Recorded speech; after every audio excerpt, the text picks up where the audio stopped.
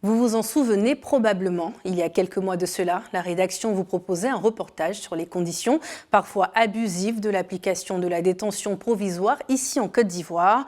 Nous vous avions présenté le cas de Didier Gras qui avait fait 17 ans derrière les barreaux de la MACA sans aucun jugement. Il sera finalement libéré le 8 avril 2022. 5 mois après avoir retrouvé sa liberté, comment Didier Gras tente de s'intégrer dans une société qui a bien évolué entre-temps. Yannick Efoumi et Tchelina Lebonsoro sont allés à sa rencontre, suivant leur reportage. C'est un retour à la case départ pour Didier Gras qui tente de se refaire une place au soleil après 17 ans passés à l'ombre des geôles de la maison d'arrêt et de correction d'Abidjan sans jugement. Son histoire avait suscité tellement d'émoi dans l'opinion publique que des âmes généreuses ont entrepris de lui tendre la main. 5 mois plus tard, Didier a un toit et un emploi, de quoi restaurer sa dignité. Les choses ont commencé à bouger un peu, voilà, de mon côté. Des personnes de bonne volonté se sont manifestées. La vie commence à aller. J'ai réussi à avoir un petit toit, un petit boulot où je me débrouille pour ne pas tendre la main aux gens. Il s'est même fait de nouveaux amis. J'ai connu Didier grâce à Facebook. Un jour, il passait. Et puis, quand il a vu son visage, il a appelé. Il dit, c'est toi Didier? Il m'a dit oui. Depuis ce temps, on a commencé en cause, on chemine ensemble.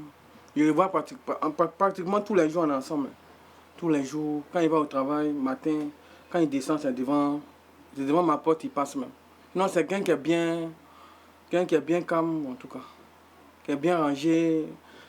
En tout cas, moi, ce que j'ai constaté, mes proches qui sont là-bas, ils parlent pas mal, quoi. C'est pas une étiquette qui est chez eux. Didier a désormais de bonnes raisons de croire en l'avenir car depuis 2 mois, il est revenu à son premier métier, la couture. Son atelier est situé au plateau d'Okuy.